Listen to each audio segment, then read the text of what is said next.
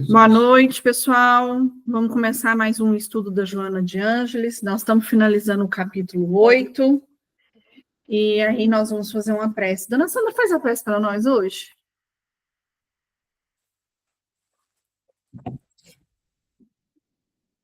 Senhor Jesus, queridos mentores espirituais, estamos mais uma vez dando início ao nosso estudo dessa noite, rogando as bênçãos de Jesus e o apoio, a ajuda, a orientação dos nossos queridos amigos espirituais, para que essa lição possa ser fixada, possa ser efetivamente aprendida por todos nós, pois só através do estudo, só através de ideias novas que os livros evangélicos nos trazem, conseguimos construir a nossa evolução, o nosso aprendizado, para que quando retornarmos à espiritualidade, estejamos um pouco mais preparados do que quando aqui chegamos.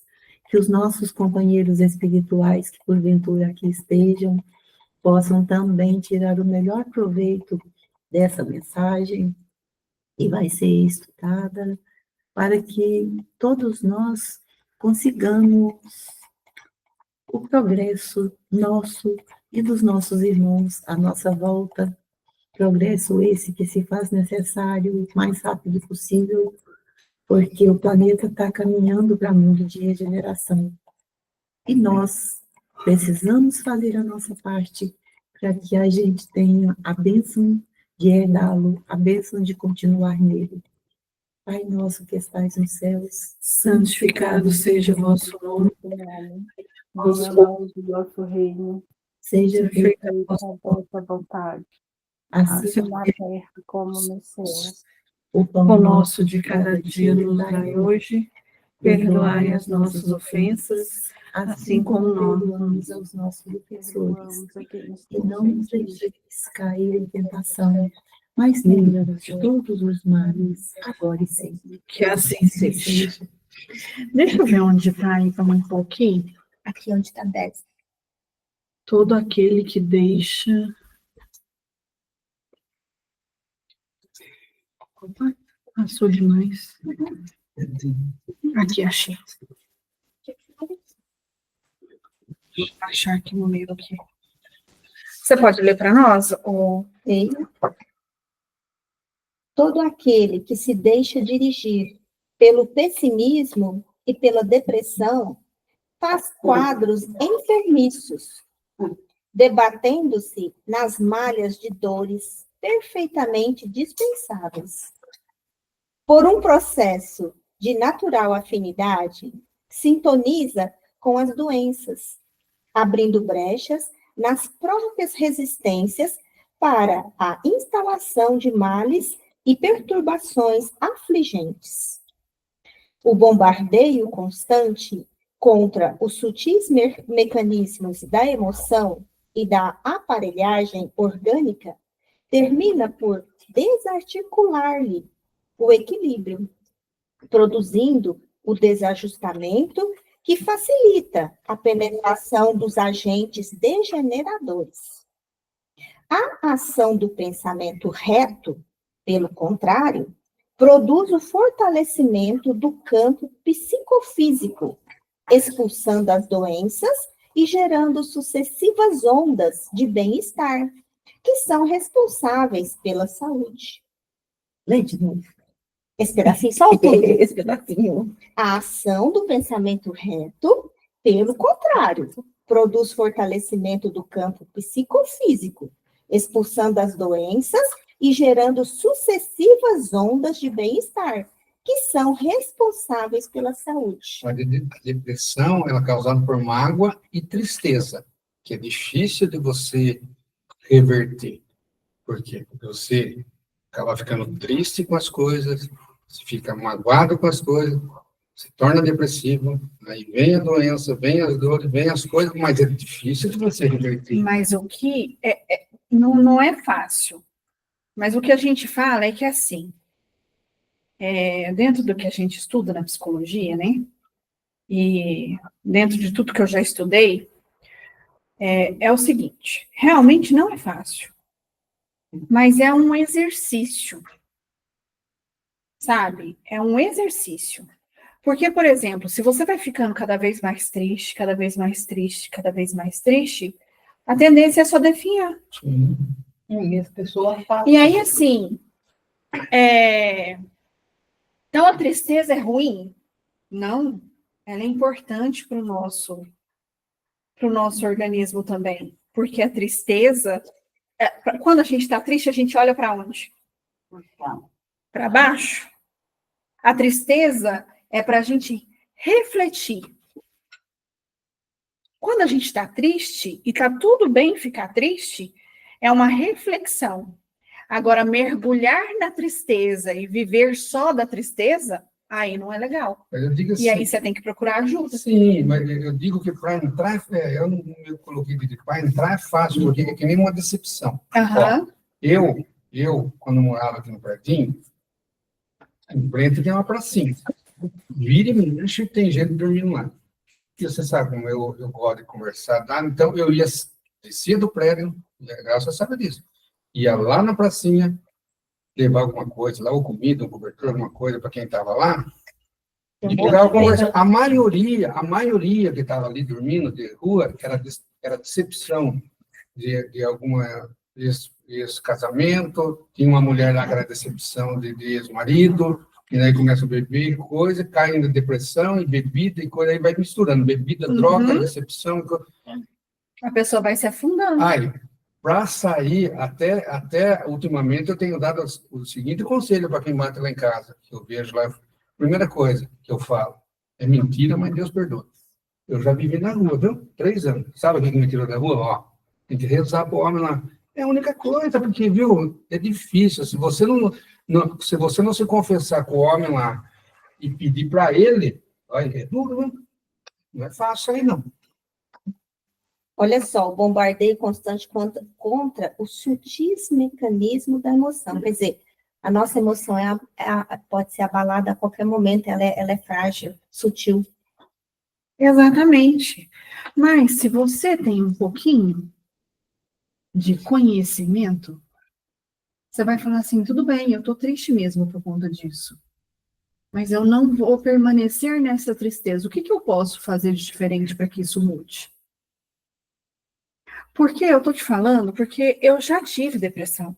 Pensa nas coisas boas que Eu tem, corro que a para gente não fazer enxerga. sopa. Na hora que eu estou Eu já fazendo sopa, tive eu depressão esqueço. e por muito Mas tempo. escuta aqui, aí que ia chegar. Mas você teve depressão, se você, quando você teve depressão, você tivesse conhecido um psicólogo, você tinha amenizado, assim, não sei quantos por cento. Mas eu Isso, conheci. então, mas é isso que eu estou falando.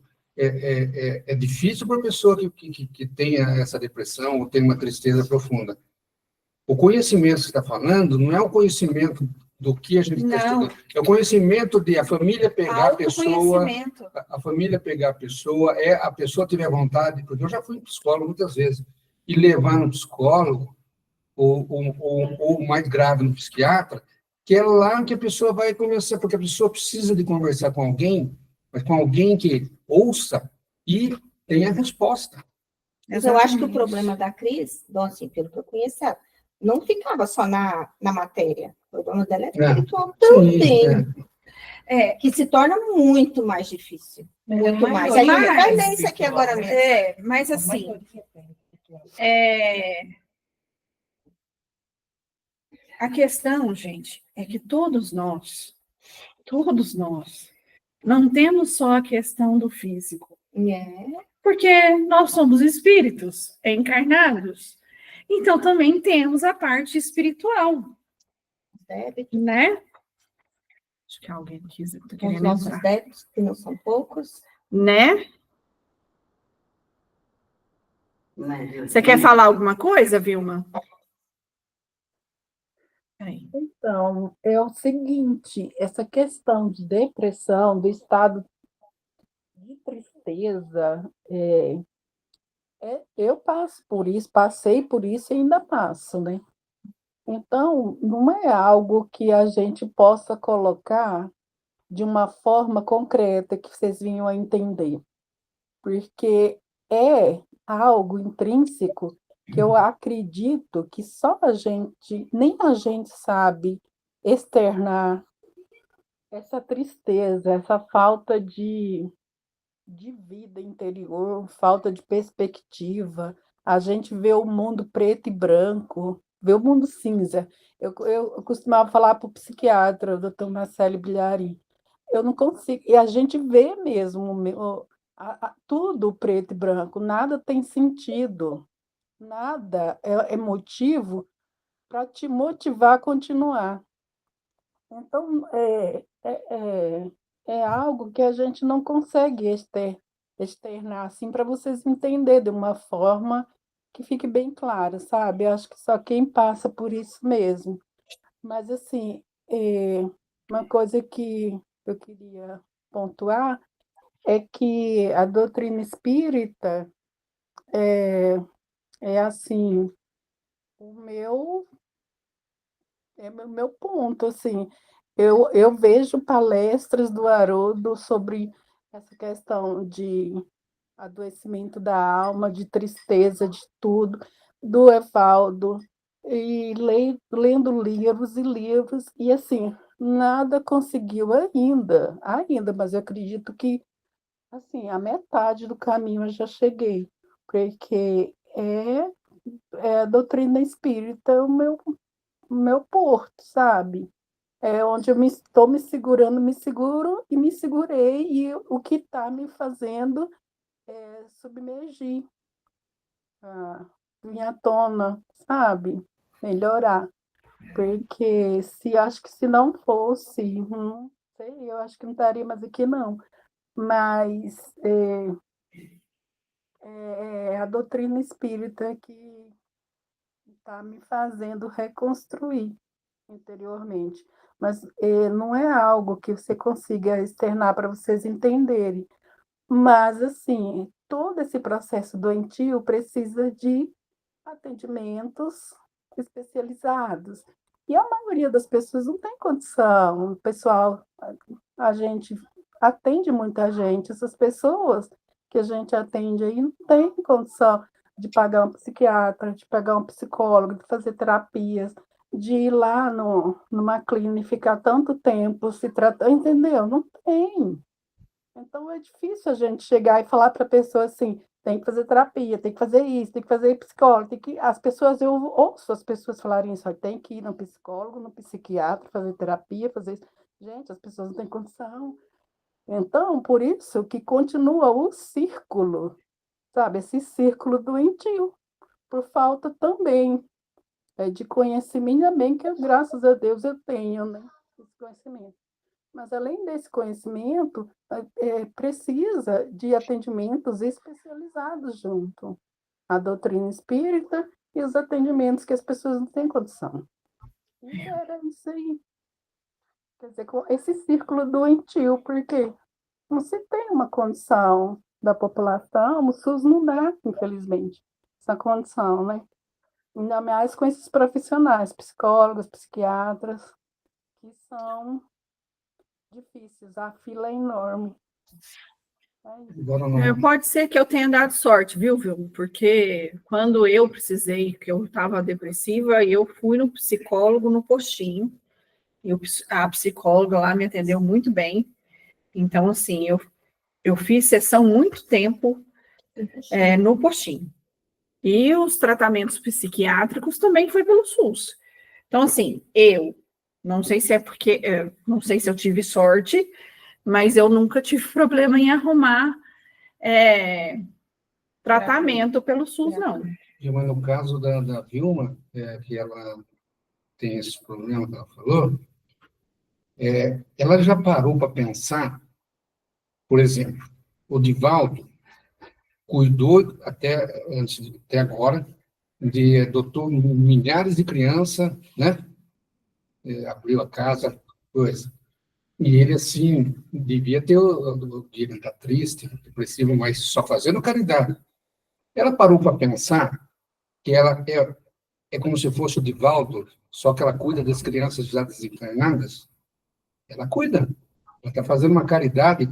Eu, pouco tempo que eu estou aqui, quantas crianças eu vi ela acudir aqui na mesa? Quantas? Na desobsessão, né? Quantas? Ainda eu falei que eu fico até assim.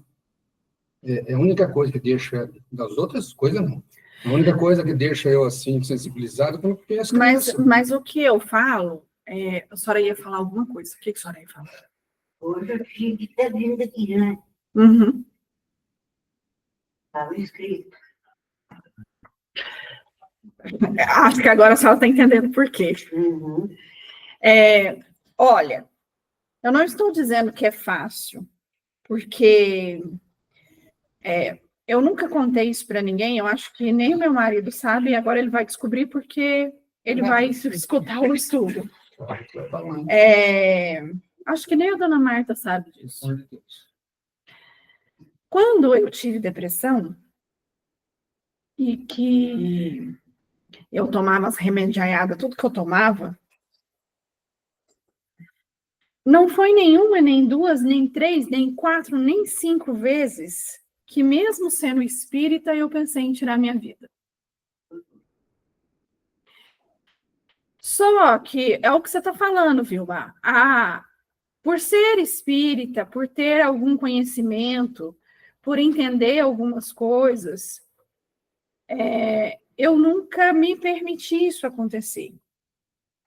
Eu não estou falando que é fácil, a gente vê tudo preto e branco mesmo, a gente vê tudo difícil, às vezes a gente não vê graça em nada, às vezes a gente tem vontade só de ficar deitado e chorando ou dormindo, porque dormindo a gente não está vendo nada que está acontecendo. Então a gente quer dormir, né? Só que assim, conforme a gente vai estudando e a gente vai entendendo, e depois de eu ter feito a faculdade de psicologia, depois de eu ter feito os treinamentos do DL, lá do Instituto INEX, que eu não fiz só o DL, eu fiz outros treinamentos, me mostrou que eu tenho todo o direito de ter raiva, todo o direito de ficar triste, todo o direito de sentir medo. Todas essas emoções que ela fala aí, os sentimentos, fazem parte da nossa vida. Então, por exemplo, não é porque eu trabalho aqui, não é porque eu estudei psicologia que eu não fico triste. Eu também fico triste. Eu também fico com vontade, às vezes. Quantas vezes eu ligo para a dona Marta e falo, dona Marta, hoje eu não estou legal. Se eu pudesse ficar na minha cama. Então, assim, o que me motiva, o que me tira disso é a minha vontade de melhorar.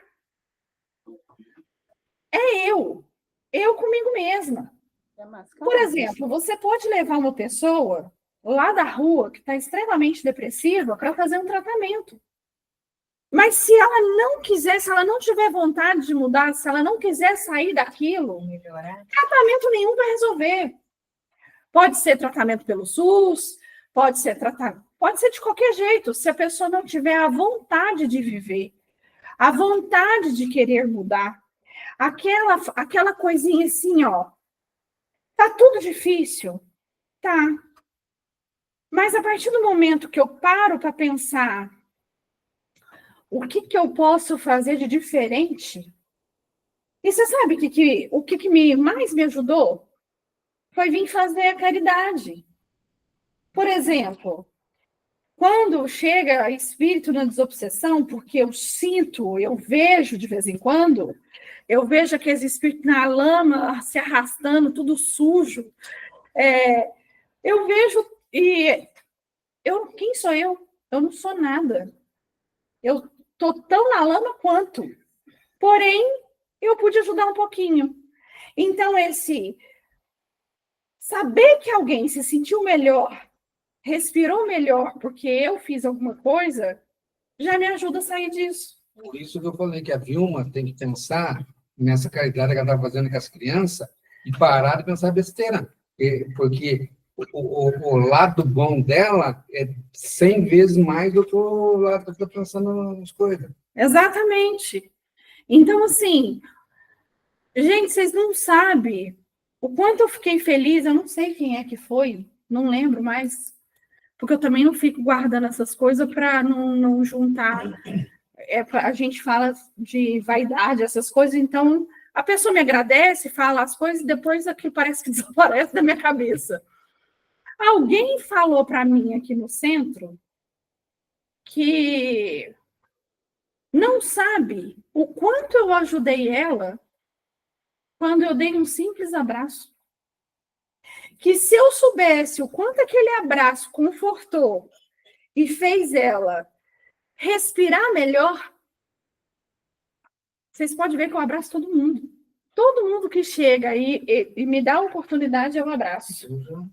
Né? Então, assim, é isso, sabe, Vilma? Busca pensar que você, aqui nas terças-feiras, na desobsessão, quantos espíritos você não está ajudando? E talvez você se sinta um pouco melhor. E isso não é sentir vaidade, né? É sentir um pouco de conforto. E, às vezes, sair desse preto e branco. Porque, pelo menos, eu estou sendo útil a alguém. Eu estou podendo ajudar alguém. E isso já dá um pouco de força para... Uma coisa que sempre me confortou muito na vida, e nos últimos tempos eu até descobri que eu não posso falar muito disso, dependendo do lugar que eu estou, porque pode magoar as pessoas, é parar para pensar em todas as coisas boas que eu tenho, certo? Quando eu paro para pensar, tristeza nenhuma sobrevive, sabe? Mágoa nenhuma. Porque, gente, se a gente for parar para pensar, vocês já pararam para pensar verdadeiramente o que significam os nossos olhos? O que significam as nossas mãos? A nossa saúde? 2 pernas, gente. Estou vendo lá a minha prima, fez cirurgia de coluna, e a gente não valoriza. A gente não tem noção das bênçãos que a gente tem, certo? A gente ser capaz de ouvir, entender, compreender, ter um nível de inteligência padrão. Não estou falando de ser superdotado, não. E existem muitas pessoas, muitas, que não sabem o que é isso. Então, muitas vezes, a gente tentar parar, olhar para as coisas boas que a gente tem, traz um conforto muito grande e nenhuma tristeza resiste. A gente só vai saber quando perde. Quando perde. Você sabe que, a Esse é senhora o falando problema. sobre isso, me veio outro exemplo aqui, para a gente continuar até lendo o livro. Outro dia eu estava tomando banho. E assim, Já lembrou de rezar pela aguinha que está caindo Então, no seu eu seu estava corpo? tão cansada, mas eu estava tão cansada. E a hora que eu entrei no chuveiro, assim, aquela água caindo em mim, assim, estava tão gostosa, que eu olhei para cima, assim, e falei assim, Senhor, obrigada por esse banho, por esse chuveiro quentinho. Tem gente que não tem. E a cama? Nem minha cama, que delícia. A minha Quentinha. coberta de carneirinho. Então, Uma gente, casa tem onde coisa você pior. fecha a porta Tem e gente dorme dormindo na praça mesmo, descansado. debaixo da árvore. Entendeu? A cama grande. Então, assim, a gente esquece. Comida sobrando. A gente esquece de agradecer pequenas coisas. Viu? Mas é que a gente reclama do que não tem e nunca agradece o que tem. Você só reclama do que não... porque Mas depois que eu escutei o Ricardo Melo falando uma vez, na Pílula do Evangelho, ele fala o seguinte, ele estava um dia falando sobre a gratidão. Ele falou assim, você tem que agradecer tudo que você passa e tudo que você não passa também. Porque aquilo que não deu certo, aquilo que não foi para frente, é porque não era para você. Não era para ser. Não era para ser. Então, desde quando eu escutei isso, eu levanto de manhã, às vezes eu acordo de mau humor. Não vou falar que eu não acordo, não, porque de vez em quando eu acordo. Mas mesmo acordando de mau humor, eu só falo assim, obrigado, Senhor, eu estou respirando hoje. Mais um dia. Né? Por isso que você falou aí serviu para mim, porque já me senti assim aliviado, porque eu casei 5 vezes, não era para mim, não era para ser. Então, não é culpa minha. Não era para ser. Não era para ser para E mim. às vezes demora muito a gente entender isso. Eu vou botar rapidinho aqui, só assim, o que não era para ser. Meu primeiro namorado que eu tive, eu tinha 13 anos e ele tinha 17. Quase morri. Foi quando eu vim para Uberaba, ficou lá em Brasília e eu aqui. E aí, quando esse casamento acabou, voltou umas 2 vezes, eu quis entrar debaixo de um caminhão. Eu quase morri, eu não entendia porque com as pessoas que gostavam tanto um do outro, aquilo não deu certo, ele gostava de mim, eu dele, eu não sei porque que não deu certo. Conversa, as coisas, acabou o casamento. E eu não entendi. Quando eu casei com o pai dos meus meninos, assim, tinha apaixonado pelo pai dos meus meninos, sim, mas eu ainda pensava que eu tinha pedido o príncipe encantado. Aí, casei tudo, demorou para eu entender disso. Aí ele virou um alcoólatra, usando droga, de ficar na rua. Só aí eu entendi por que Deus não deixou eu casar com ele. Porque você já pensou, eu criada com um pai todo sistemático, na roça, que a gente nunca viveu com esse tipo de coisa. Você já pensou eu casado com drogado, alcoólatra? É por isso que Deus não deixou, gente. Aí depois que ele virou isso, eu falei, eu agradeci a Deus e agradeço até hoje. Toda vez que ele é irmão do meu cunhado, toda vez que eu lembro, eu falo, Deus, muito obrigado, você já me tirou de tantas coisas ruins, tantas vezes, e tem hora que eu não entendo. Assim, era para ser? Não. Por que eu sofri tanto? Vilma, eu preciso fazer só uma pequena observação, não está querendo calar aqui dentro da minha cabeça. Você tem muitos problemas com a sua mãe. E ter problema com mãe não resolvido, como é o seu caso, é uma coisa que nunca acaba. Enquanto você não resolver as suas pelejas com ela, e tentar mesmo, por mais errada que ela seja, por mais defeito que ela tenha, por mais que ela tenha te batido, por piores coisas do mundo que ela tenha feito com você, mas ela te deu a vida. Acima de tudo, ela te deu a vida. Então, você tem que começar a olhar o lado dela. Ela deveria ser uma pessoa ignorante, que não tinha instrução. Tenta conciliar com ela. Se você não se conciliar com ela, dificilmente você vai conseguir seguir em frente. É um negócio que é muito poderoso. E isso aconteceu comigo. Estou te falando, não é porque ninguém me contou. Enquanto eu não conciliei com a minha,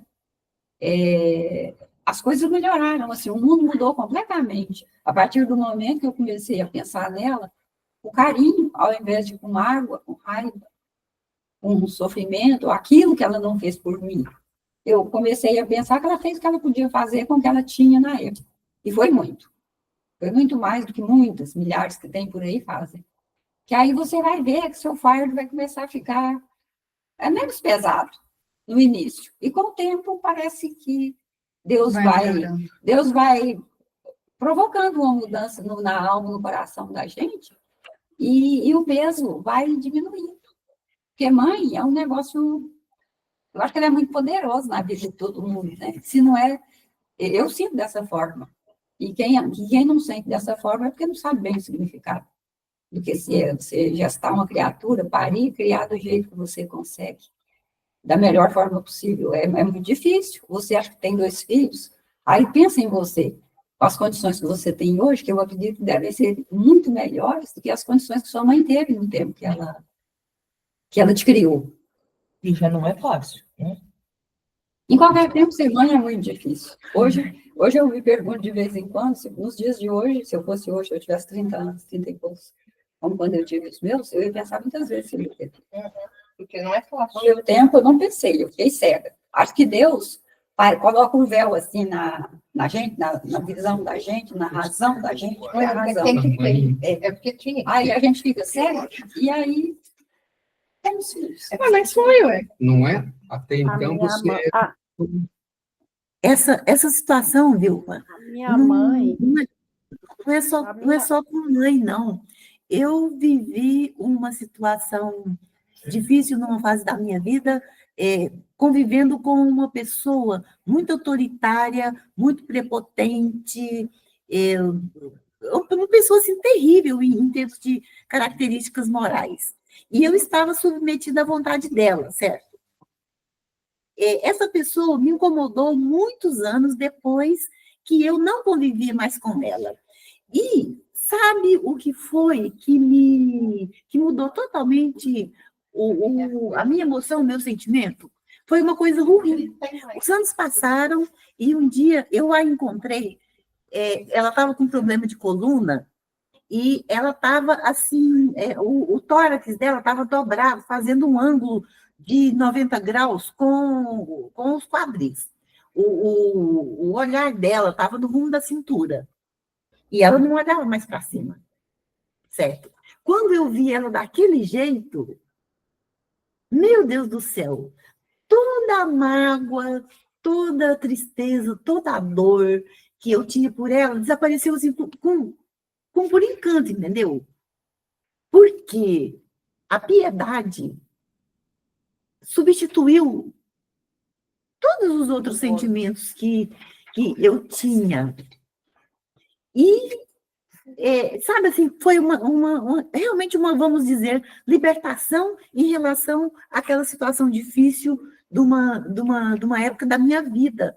Então, a gente precisa tentar, inclusive, rezar por nossos anjos da guarda, para nos ajudar a encontrar esses pontozinhos que nos ajudam a compreender determinadas coisas e nos ajudam a nos libertar de determinadas situações que eu acho que é uma escravidão. Vamos continuar lendo? Então, pois é, mas assim, eu queria mesmo. A minha mãe é o ponto, meu iceberg, né? Sim, eu carrego, assim, acho que todos os traumas que eu carrego, que eu arrasto, é por conta da minha mãe. Ela tá certinha.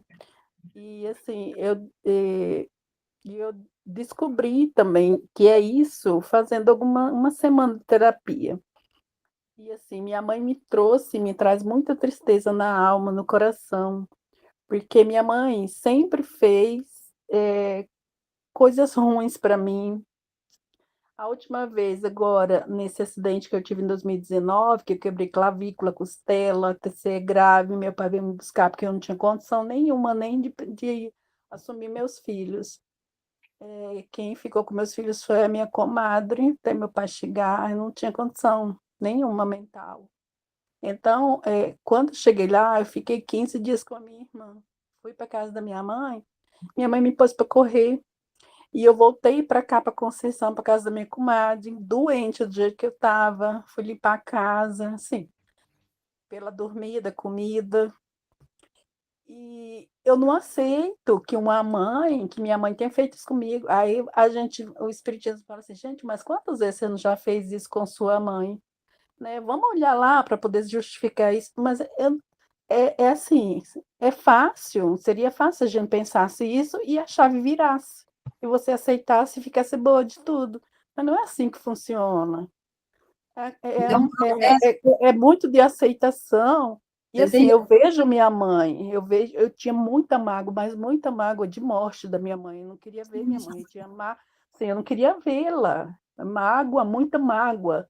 E eu fui pedindo a Deus que tirasse isso do meu coração, mas eu nunca deixei de ajudar minha mãe nas dificuldades dela. Nunca.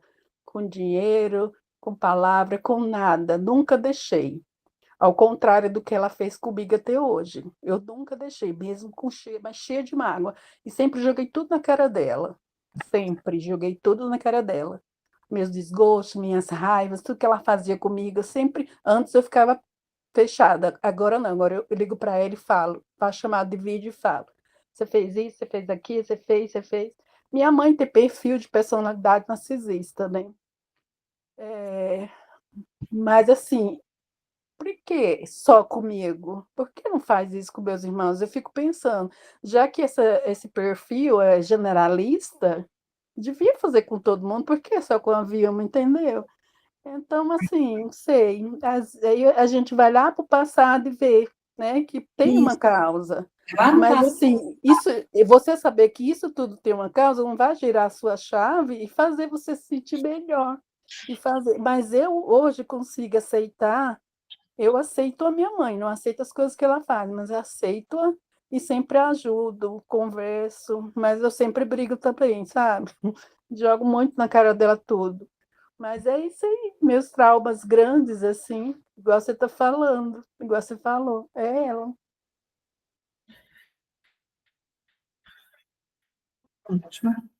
Acrescente-se a esse quadro a interferência dos espíritos desencarnados no cotidiano das criaturas humanas.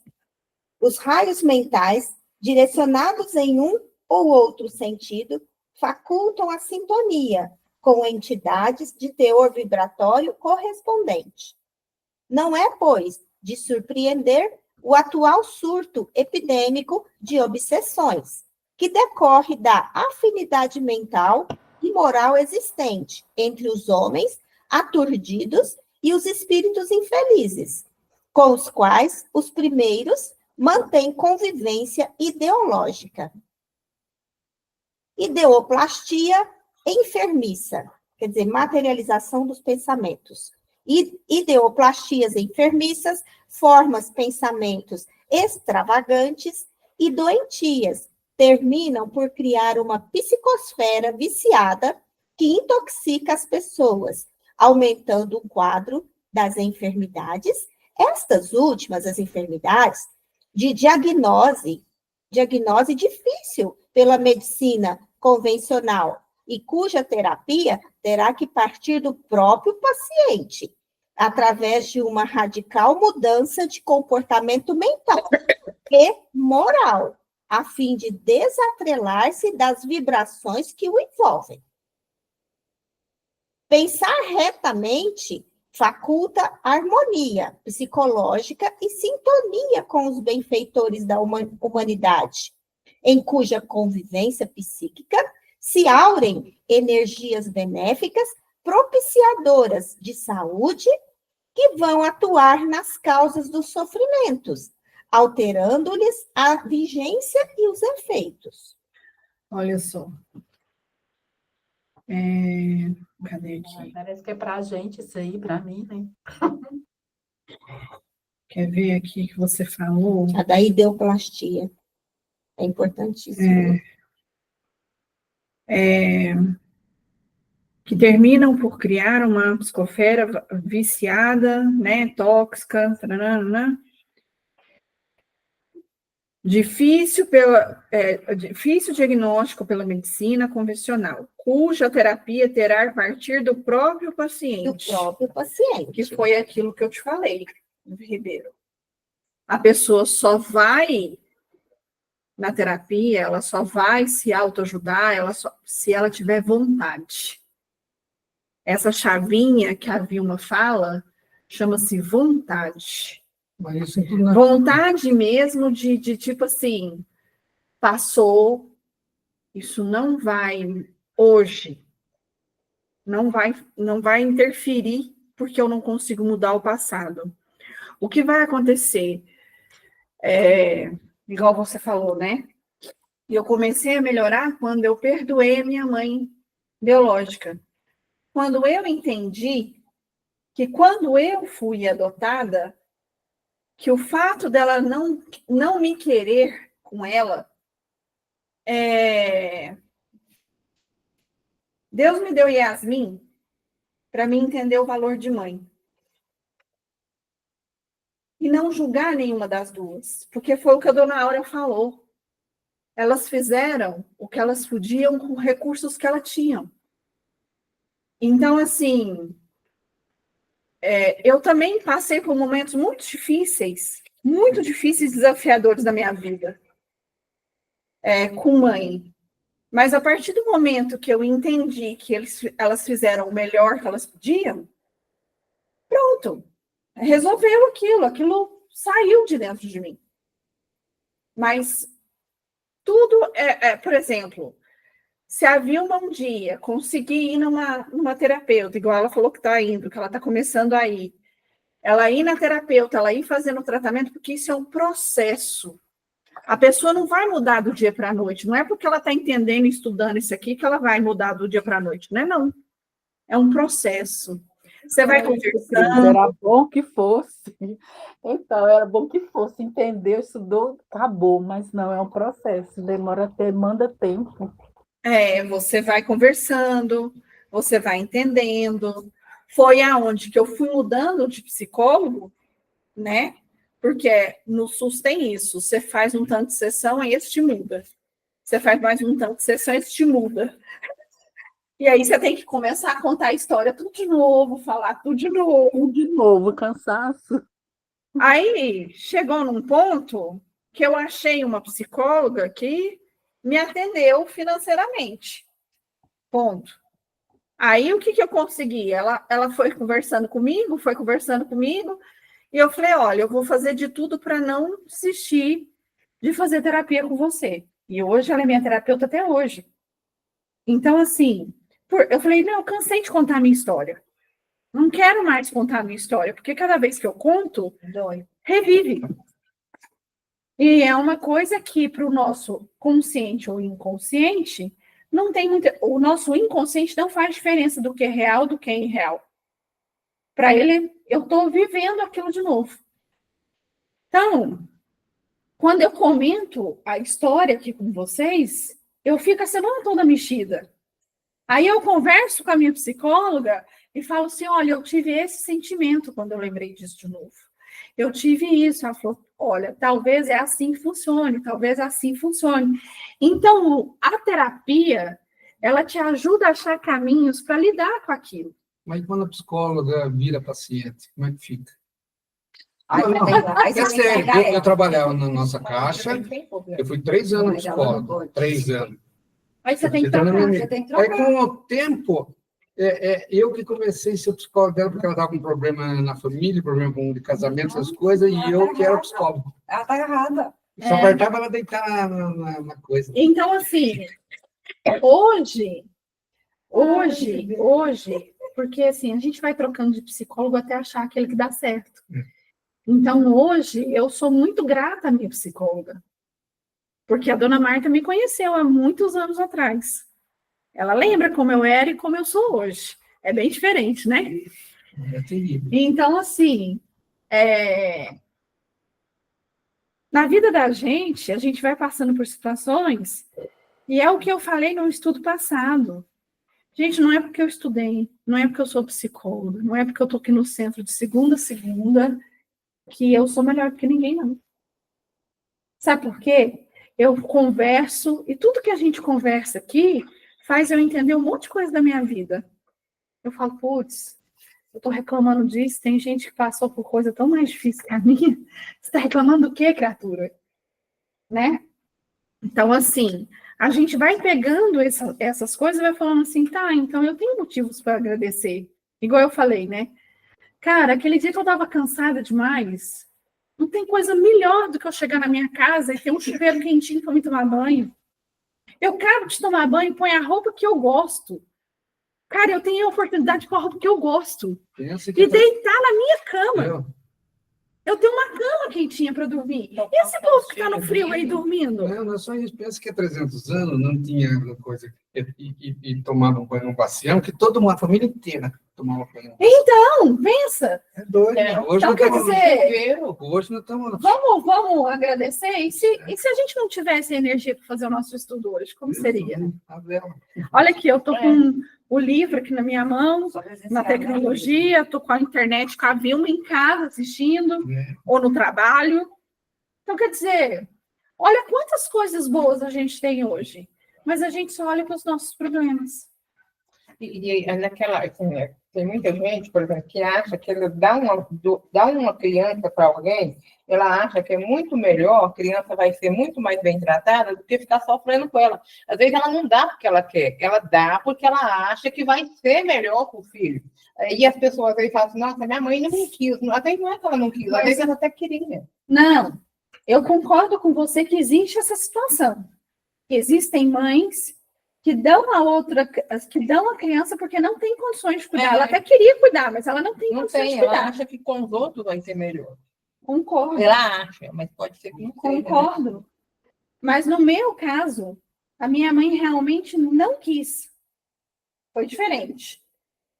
Entendeu? conforme eu fui convivendo com ela, eu entendi que a Cristiane e os outros filhos só atrapalharam a vida dela. Aí, Ela pode até ter um certo arrependimento disso, porque hoje ela vive sozinha. Tem Entendeu? gente que não nasceu com esse Então, assim, porém, entretanto, eu sou grata porque ela me deu a vida. Eu sou grata porque se ela não tivesse feito o que ela fez, eu não seria quem eu sou hoje. mas você tem razão, porque não é julgar. Mas, viu, nasceu um bebê. Olha, para gente, homem, pai, já é emocionante. Agora, imagina para a mulher que dá à luz. Se pegar um bebezinho, seu filhinho, coragem. Ah, Jesus. Você Mas tem gente que faz isso, por exemplo. Eu já conheci pessoas que deu o filho, porque, infelizmente, na época que ela teve esse filho, ela não tinha condições nem para comer. E, infelizmente, ela sofreu um estupro e ela teve esse filho. Ela não deu, não foi porque ela não queria o filho, porque era fruto de estupro. É porque realmente ela não tinha condição. Depois, com o tempo, que ela melhorou de situação, né, que ela foi melhorando, ela foi atrás da criança, a outra mãe resolveu contar que ela tinha essa mãe, e aí hoje elas convivem bem. Mas, assim, nem sempre isso também dá certo, né? Agora tem uma coisa muito mais grave do que tudo isso. Elas ainda tiveram a coragem de dar à luz e dar para alguém. Não fizeram um aborto. Exatamente. Então, elas ainda têm um mérito imenso, porque não tiraram a vida. Porque tem mãe que não tem condição, vai lá e aborta, né? Tem mãe não. Ah, foi, A quantidade é imensa. Escondendo a geladeira. falar em aborto, eu estou para Não, é complicado. vou perguntar. O espírito, a mulher está grávida, a criança está gerando a criança. O espírito, ele só vem na hora ele nasce, na hora da... Não. Ou ele já vem já dentro? Já... Não, desde que quando você programa para reencarnar, você já começa a... Pode marcar onde a gente parou, tá? A gente começa a acompanhar a mãe, né? O espírito começa a acompanhar a mãe. Tá, acompanha. Aí, durante a gestação, ele fica o tempo todo ali regredindo para a hora que nascer vir. Mas ele não está no corpo da criança, Não. no físico da criança. Só na hora que a Na criança hora que nasce. nasce. Aí Não, tem um... Não, eu falo porque... Não, mas eu não concordo. Não, mas já existe a ligação corpo-espírito. Sim. Tanto é que há determinadas situações onde o espírito, vamos assim, desistiu da reencarnação, o feto morre. Tem Então, a ligação... ligação já está feita, já está Eu digo pronta. por causa do aborto. Se abortou lá, o espírito Não. só vai sofrer, filho. Olha aqui, ó. Tem a ligação do espírito com o corpo. Se houver por exemplo, se o espírito desiste, morre a criança. O feto morre. O feto morre. Mas que é pouca coisa. Mas, assim, só acopla totalmente na hora que nasce. Nossa, isso que eu estudei. Só a hora que totalmente que aí acopla. Inclusive, dizem, eu nunca estudei nada sobre isso, de que a reencarnação real só acontece a partir dos 7 anos. Até os 7 anos, o espírito ainda não está totalmente vinculado, totalmente ligado àquela situação onde ele entrou. Até os 7 anos, ele ainda pode conseguir lembrar de coisas do passado. Ele ainda está ligado no Vamos passado. encerrar, que nós temos que ir para o outro. Então, vamos agradecer ao nosso Senhor Jesus por mais essa oportunidade, por todos esses esclarecimentos, que todas essas conversas que nós temos aqui vão esclarecendo uma coisa ou outra, né? A gente vai vendo que a vida da gente passa por muitas coisas e tem pessoas que passam diferentes, mas que todos nós estamos aqui para evoluir, para crescer, para procurar ter vontade de, mesmo que esteja desafiador, não vou usar a palavra difícil, desafiador, a gente consegue chegar lá. Deus não coloca fardos muito pesados nos ombros que a gente não possa carregar. Então, vamos agradecer ao nosso Senhor Jesus. Pai nosso que estais no céu, santificado seja o vosso nome. Venha a nós o vosso reino, seja feita a vossa vontade, assim na terra como nos céus. O pão nosso de cada dia nos dai hoje, perdoai as nossas ofensas, assim como nós perdoamos a quem os tem ofendido. E não os deixeis cair em tentações, mas livrai-nos de todo mal, que assim seja. Tchau, pessoal. Até semana que vem. Ai, tem que parar de gravar primeiro. Vai. Não tem jeito. Eu vou comer uma sanduíche certo.